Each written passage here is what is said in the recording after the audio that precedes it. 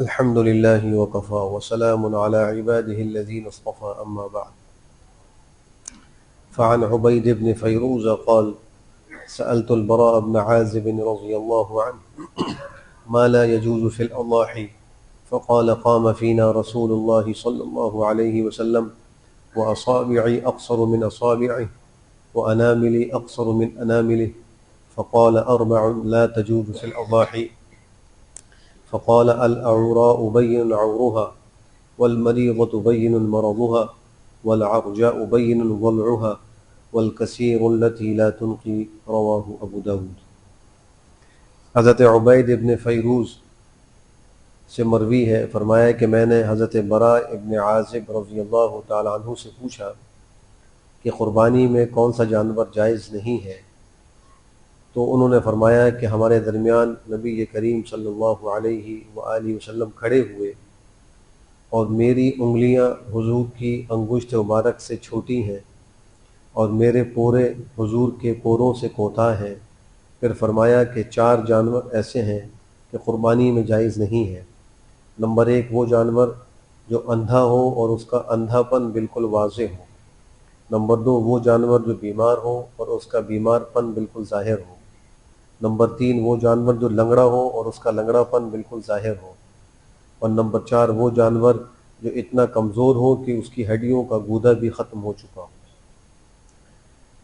کچھ عیوب اور نقصان کی چیزیں ایسی ہیں قربانی کے جانور میں کہ جن کے ہونے سے قربانی جائز نہیں ہوتی۔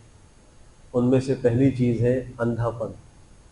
اگر جانور بالکل اندھا ہو، دونوں آنکھیں اس کی ختم ہو چکی ہوں، بینائی ختم ہو چکی ہے، یا ایک آنکھ سے وہ کانا ہو، ان دونوں صورتوں میں اس کی قربانی درست نہیں ہے۔ تو جانور لیتے وقت ان چیزوں کو ضرور دیکھنا چاہیے۔ دوسرے، وہ جانور جو لنگڑا ہو، یعنی ایسا لنگڑا ہو کہ وہ تین پیروں پر تو چلتا ہو اور چوتھے کا سہارا بھی نہ لیتا ہو۔ لیکن اگر جانور ایسا ہے کہ وہ ایک پیر کا سہارا لے رہا ہے لیکن لنگڑا کے چل رہا ہے تو اس کی تو گنجائش ہے، لیکن اگر وہ بالکل چوتھے پیر کو استعمال نہیں کر رہا تو یہ اس کا لنگڑا پن بالکل واضح ہے، ایسے جانور کی قربانی بھی جائز اور درست نہیں۔ تیسرا، وہ جانور جو بہت زیادہ بیمار ہو، اتنا بیمار ہو کہ وہ چارہ بھی نہ کھا سکتا ہو۔ بعض جانور وقتی بیمار ہوتے ہیں، تھوڑا بہت کھا لیتے ہیں، پانی پی لیتے ہیں، لیکن زیادہ نہیں کھا پاتے، تو وہ بیماری اس کی قربانی میں رکاوٹ نہیں ہوتی۔ لیکن اتنا زیادہ بیمار ہو جانا کہ بالکل چارہ وغیرہ کھانا چھوڑ دے تو ایسی صورت میں اس کی قربانی بھی درست نہیں۔ اور چوتھا، آپ نے یہ فرمایا کہ جو اتنا لاغر اور کمزور ہو گیا ہو کہ اس کی ہڈیوں کا گودا بھی ختم ہو گیا ہو اور اس کو چل کر قربان گاہ تک جانا بھی مشکل ہو تو اس کی قربانی بھی درست نہیں ہوگی۔ ایسی اگر اس کی زبان کٹی ہوئی ہے یا اس کے کان جو ہیں وہ تہائی یا اس سے زیادہ کٹے ہوئے ہیں یا پیدائشی اس کے کان نہیں ہیں تو اس جانور کی قربانی بھی درست نہیں۔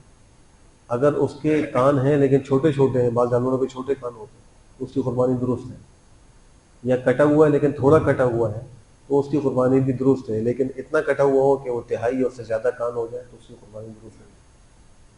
اسی طریقے سے جس جانور کا سینگ جڑ سے اکھاڑ دیا گیا ہو، اگر وہ ٹوٹا ہوا ہے، آدھا ٹوٹا ہوا ہے یا کچھ کم ٹوٹا ہوا ہے تو اس سے فرق نہیں پڑتا، لیکن اگر جڑ سے اس کو نکال دیا گیا ہے تو اس کی قربانی بھی درست نہیں۔ اگر پیدائشی اس کے سینگ نہیں ہے تو اس کی قربانی درست ہے۔ تو قربانی کرنے والوں کو چاہیے کہ وہ قربانی کے جانور میں جو عیب ہے ان کا بھی ضرور خیال رکھیں۔ ایک دوسرا مسئلہ یہ ہے کہ قربانی کے جانور کی جو عمر ہے اس کا بھی خیال کرنا چاہیے۔ بکری، بکرا، دمبا وغیرہ جو ہے ان کے اندر 1 سال کا ہو، لیکن دمبے اور بھیڑ کے اندر اتنی گنجائش ہے کہ اگر وہ 6 مہینے کا ہے، اتنا صحت مند ہے کہ وہ دمبا یا بھیڑ سال بھر کے جانوروں میں چھوڑ دیا جائے تو وہ کمتر معلوم نہ ہو، تو دمبا اور بھیڑ کی قربانی بھی درست ہے 6 مہینے کے۔ لیکن ان کے علاوہ بکرا بکری ہے تو ان میں کم سے کم 1 سال ہو، اور 1 سال کے ہونے کی علامت یہ ہے کہ وہ 2 دانت گرا کر دوسرے 2 دانت نکال لیتا ہے۔ جو اس کے پیدائشی دانت ہوتے ہیں وہ گرا کر 2 دانت نکالتا ہے، اس کو 2 دانت کا کہتے ہیں عام طور پر۔ اب چونکہ ہمارے معاشرے میں امانت دیانت کا سلسلہ بہت کمزور ہو چکا ہے تو ان دانتوں کو ضرور دیکھ لینا چاہیے۔